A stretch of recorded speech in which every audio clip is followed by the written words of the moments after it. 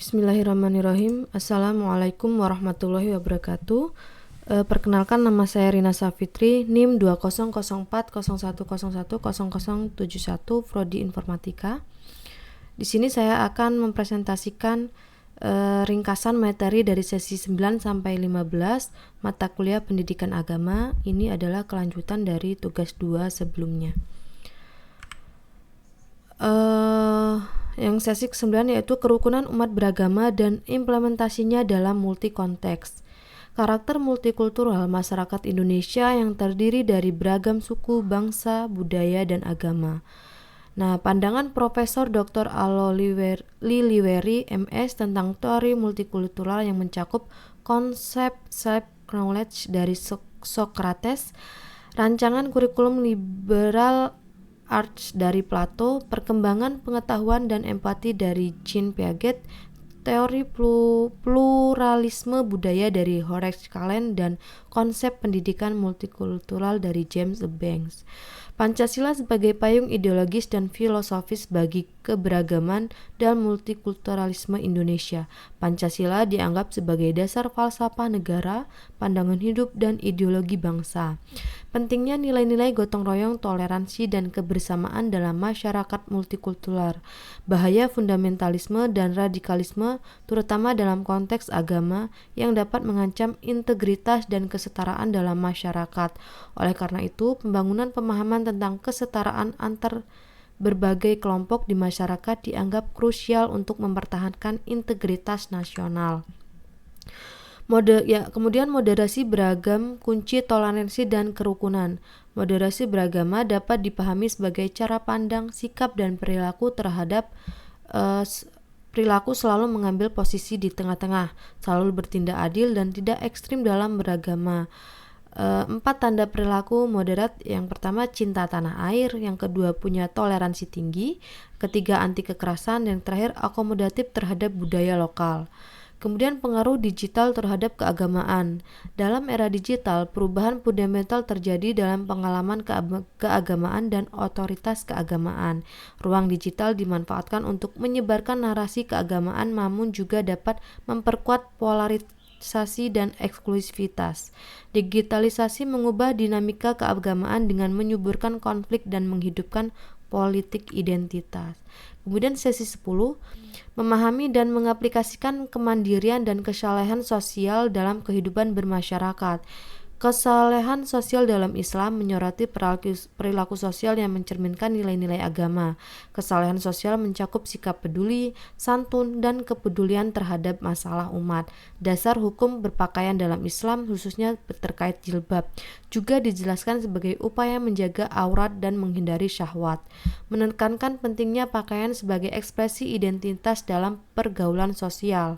Kesimpulannya, tulisan rangkuman ini menggambarkan kesalahan sosial sebagai bagian integral dari kehidupan beragama dan berbaur dalam masyarakat. Manusia menurut Aristoteles dan filosof muslim seperti Ibnu Khaldun adalah makhluk sosial yang tidak bisa hidup sendirian. Interaksi dengan orang lain dan lingkungan membentuk karakter dan kebiasaan. Al-Quran sebagai pedoman umat Islam mengatur berpakaian dengan nilai etika dan estetika, menekankan fungsi dan tujuan berpakaian. Kesalehan dalam Islam tidak hanya bersifat vertikal antara manusia dan Tuhan, tetapi juga melibatkan interaksi sosial dan lingkungan. Studi di Banda Aceh menyoroti fenomena berpakaian remaja putri dalam konteks syariat Islam. Pendidikan akhlak dalam Islam memiliki peran penting dalam membentuk perilaku manusia. Akhlak baik menciptakan manusia saleh dengan kecantikan yang diakui dalam 2 bentuk, lahir dan batin.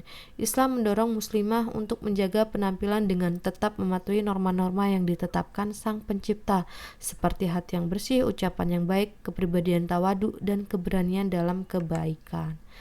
Kemudian sesi 11, konsep kewajiban dan hikmah bekerja dalam diri dan masyarakat.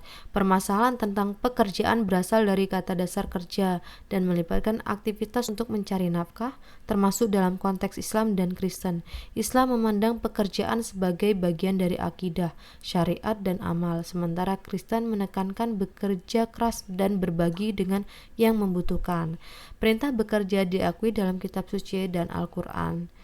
seperti Quran surat A'raf ayat 10, kami telah menjadikan untukmu semua di dalam bumi itu sebagai lapangan mengusahakan kehidupan bekerja, tetapi sedikit sekali di antaramu yang bersyukur. Kemudian di dalam kitab bagi umat Kristen PL Kejadian 2:15, Tuhan Allah mengambil manusia itu dan menempatkannya dalam tanam Eden untuk mengusahakan dan memelihara taman itu.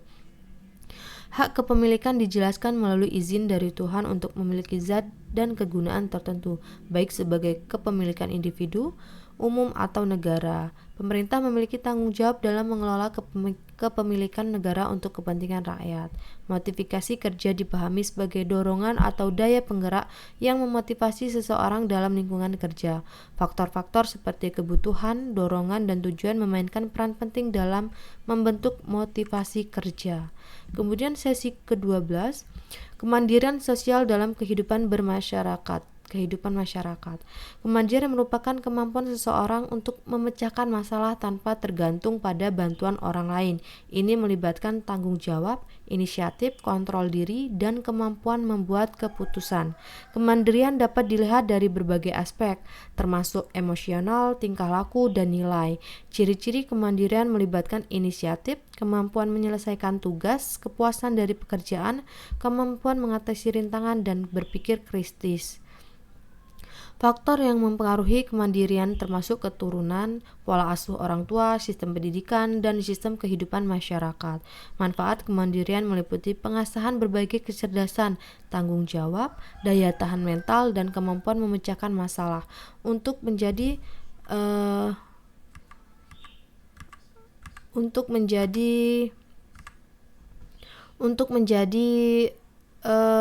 pribadi yang mandiri, seseorang perlu berusaha melakukan sesuatu sendiri, tidak terlalu meminta tolong, dan belajar mengambil keputusan sendiri.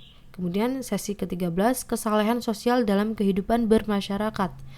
Kesalahan sosial adalah manifestasi keyakinan agama dalam tindakan sosial, mencakup sikap positif terhadap sesama dan partisipasi dalam kegiatan bermanfaat. Dalam konteks Indonesia, meskipun tingkat religiositas tinggi, masih terdapat tantangan seperti kriminalitas, pornografi, narkoba, dan korupsi. Pemberdayaan umat oleh lembaga keagamaan perlu ditingkatkan. Identifikasi kesalahan sosial melibatkan sikap keagamaan, kebiasaan hidup, dan perilaku yang berasal dari nilai dan motivasi agama. Penting untuk membedakan kesalahan sosial dari perilaku non-kesalehan. Kesalahan sosial dalam berbagai agama mencakup semangat spiritualitas, ketaatan pada norma, kepedulian sosial, toleransi, dan orientasi ke depan. Ada juga berbagai macam kesalahan sosial seperti musyawarah, cinta sesama, membela kebenaran, menjaga persaudaraan, menghormati, bersikap adil, bersedekah, dan tolong menolong. Manfaat kesalahan sosial melibatkan pembentukan rasa kebersamaan, penyelesaian masalah melalui musyawarah, penyatuan perbedaan pendapat, memiliki banyak teman, dan latihan untuk menyuarakan pendapat. Implementasi kesalahan sosial dalam Islam mencakup pengaplikasian nilai-nilai agama dan muamalat atau interaksi sosial. Islam mengajarkan pentingnya ilmu pengetahuan, ibadah kepada Allah, dan beramal baik kepada sesama manusia dalam kehidupan sehari-hari. Kemudian sesi 14, cara mengatasi masalah dalam menghadapi berbagai problematika umat beragama. Indonesia sebagai masyarakat majemuk telah lama dikenal sebagai negara yang toleran dan moderat terhadap kehidupan beragama. Namun era reformasi membawa sejumlah peristiwa konflik dan intoleransi berlatar belakang agama, menunjukkan adanya ketegangan internal dan antar umat beragama.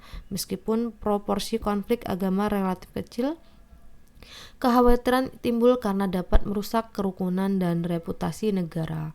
Faktor pemicu konflik melibatkan perbedaan doktrin, suku, ras, kebudayaan mayoritas-minoritas, klaim kebenaran, dan doktrin jihad.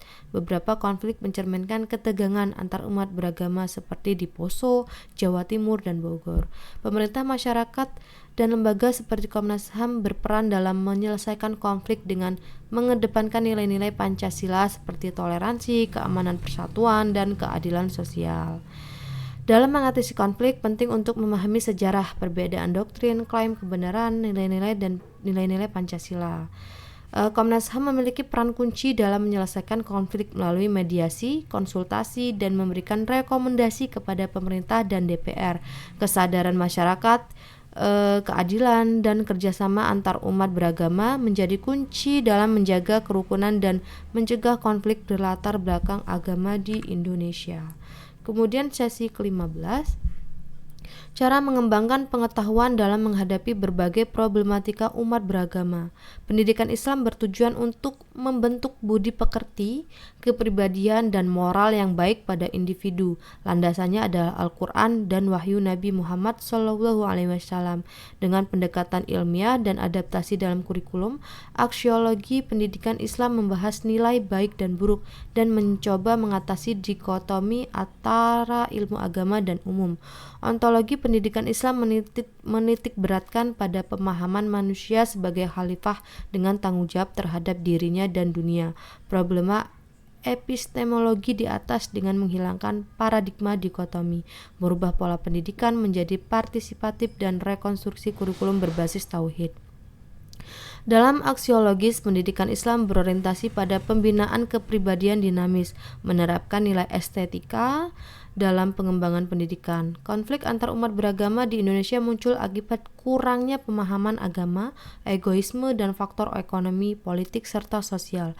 Solusinya melibatkan pembinaan toleransi, dialog antar agama, dan peran aktif pemerintah dalam menciptakan keadilan dan kebersamaan, menciptakan pluralisme agama, mendukung dialogi antar agama, dan meredefinisi misi dakwah menjadi kunci dalam membangun kerukunan hidup antar umat beragama di masyarakat plural.